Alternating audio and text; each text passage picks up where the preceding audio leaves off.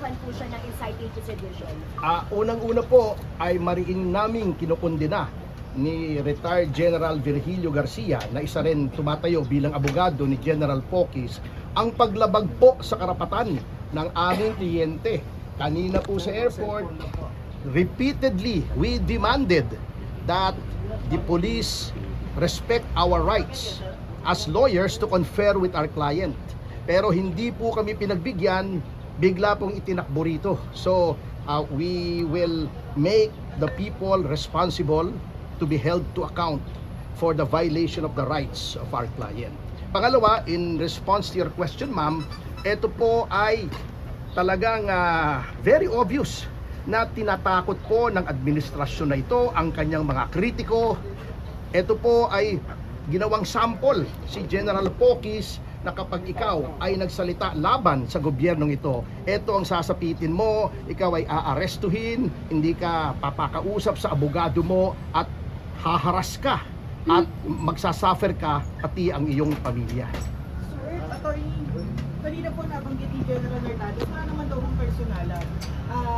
Tinupad lang po nila yung utos ng court. Ano po masasabi po nila? Wala naman po nagsasabing personal. Hindi naman po natin na sinisisi si General Nartates, ano? Ang amin po sinisisi ang executive branch na wineponize nila ang Department of Justice upang i-persecute, tuligsain ang mga sa tingin nila ay kalaban ng gobyerno. Kaya nga po, uulitin ko po yung sinabi ko kanina, nagpapasalamat po ako kay Pangulong Ferdinand Marcos Jr. at tinupad niya yung kanyang pangako na magpapakulong siya soon. Pero mali ang kanyang pinakulong. Sa halip na yung mga magnanakaw ang ipakulong niya, yung mga naghahabol sa magnanakaw ang pinakulong niya. So thank you po, Mr. President, for keeping your promise. Kaya lang, mali pa rin po. Pero Sir, ano po yung pinagmulan ng kaso?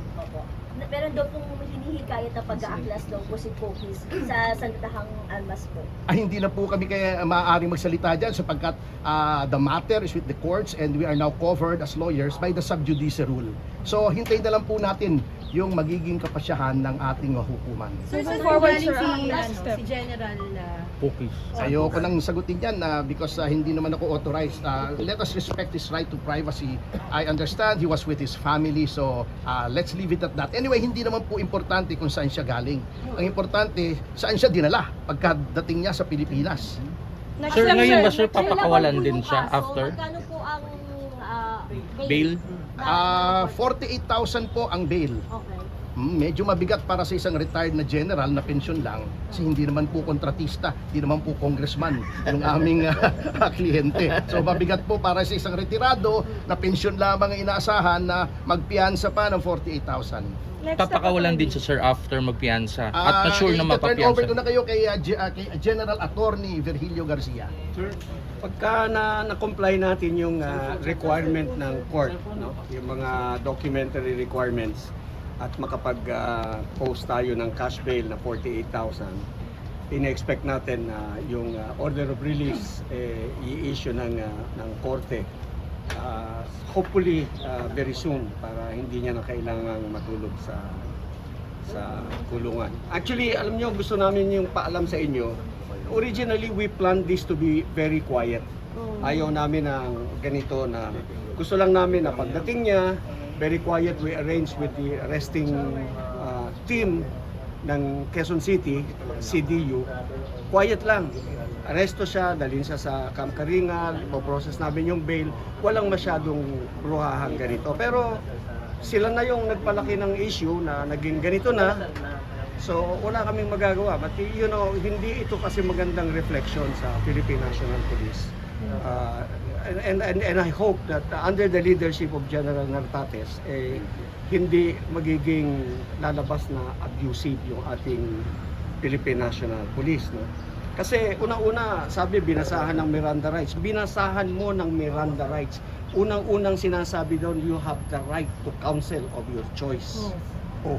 Andun kami, nag-i-insist kami, we want to talk to our client. Ayaw kami pagbigyan. So that was violated right there. Unang-una violation yung agad yun. Constitutional right po ni Attorney Pocis, ni General Pocis na makausap ang kanyang mga abogado na nandoon na nag-i-insist na kakausapin namin ang kliyente namin. Siyempre, we want to make sure saan ka dadalhin, anong gagawin sa ano, di ba? We want to make sure that our client will be transported safely at saka kung saan dadalhin. Wala naghabulan kami, hindi namin alam kung saan so that was violated and hindi namin pwedeng palagpasin yung violation na yun. Sir, ibig sabihin, sasampahan niyo ng kaso yung mga Natural. pulis? Natural. Anong kaso, Oo. sir? Administrative. Kung may criminal, pati criminal. So, pero definitely hindi namin palalagpasin ito dahil hindi naman pwedeng i-violate nyo ng i-violate ang constitutional rights ng ating mga mamamayan. Hindi naman pwedeng mangidnap kayo ng mangidnap at ipalipad nyo sa kung saan yung taong Pilipino. Hindi po pwede yung ganun. Meron po tayong batas na kailangan nating sundin. Sila po dapat ang nagpapatupad ng batas. Hindi sila yung lumalabag sa batas mismo. And we do not go through the exercise of reading rights pagkatapos i-violate mo right there. Hindi pwede yan. Attorney, kamusta si Sir Pokis? Ay, he is okay. Medyo lang. Alam mo, siyempre kasama mo, asawa mo, yun, nag-aalala ka na siyempre concerned din siya dun sa how the wife would feel. No? Pero si General Pokis he's been through a lot all his life serving this country. Bemedal dyan eh. Oo. Kung siya lang yung sarili niya kaya niyang i-handle yon, pero siyempre andyan yung asawa mo na nag-aalala sa iyo. Alam mo naman yung mga lalaki lalo na pagka kayo you think about yung how they're feeling para hindi naman sila. Ano lang po yung pahayag niya po dito sa inciting to sedition na kinakaharap po niya? Hindi namin mapaniwalaan itong inciting to sedition eh. Sana ibang kaso na lang ikinaso nila eh. Kasi alam niyo, nagretiro yan sa serbisyo. More than 30 years na nagsilbi para sa bayan. Para manatili yung integridad ng ating bayan, para yung katahimikan at katiwasayan ng buhay ng ating mga mamamayan ay mapanatili natin. Pagkatapos nag-retire ka at saka mo guguluhin ang taong bayan at saka ka mag-i-incite. Alam niyo ba inciting to sedition? Bubuskahin mo yung mga tao para magalit at na mag-alsa sa laban sa gobyerno. Meron ba naman sundalong gagawa ng ganon? Hindi. Kaya nga sinasabi namin, kami pinaliwanag na namin una pa lamang. Ang gusto naming mangyari, we respect, we obey, and we protect the Constitution. Palagi po kaming sang-ayon sa batas. Lahat ng ginagalaw namin, lahat ng ginagawa namin, ayaw po naming lumabag sa batas dahil meron naman tayong batas na pwedeng sundin. May patakaran na dapat na ginagalang natin. Pagkatapos inciting to sedition, pag nabasa po ninyo yung complaint, 1+1 eh. Oh no, really. I mean, gusto niya ng kopya, bigyan namin kayo ng kopya. 1+1, hindi yung talagang pinilit lang eh. Hindi tapos binigyan namin na nag-motion for reconsideration kami. Siguro nung mag-file kami ng counter affidavit, may desisyon, may resolution yung fiscal's office. Nag-file kami, ganyan kakapal yung pinile namin. Ang dami namin sinabi, bakit hindi pwede yung inciting to sedition. After 2 days, nakapile na sa korte. May due process ba yan? Hindi pwedeng, sabi nga ni Attorney Topacio, you have weaponized the DOJ, you have weaponized the Philippine National Police against your citizen. Hindi po pwede yung ganon. Hindi po kami lumalaban sa gobyerno dahil gusto naming nilalabanan namin yung pinaglalaban namin yung karapatan nating lahat. Igalang ninyo. Wala na tayong constitution pagka ganyan, wala na tayong sinasamba. General, kung makasabad lang sorry to interrupt Sige po. Isa pang puntos na gusto kong gawin, December 5 yung warrant, isi-serve nila holidays, itataon pa nila long holiday para hindi makapiyansa. Fortunately, our client was abroad, hindi siya naabutan. Can you imagine kung sinerve yan ng walang korte? Di natulog yung tao ng New Year sa kulungan. At palagay ko sinadya yan eh. Kasi December 5 yung warrant eh. Ba't isa-serve mo kung kailan walang korte at long holiday? I mean, hindi kami pinanganak kahapon. Alam na namin yan ha.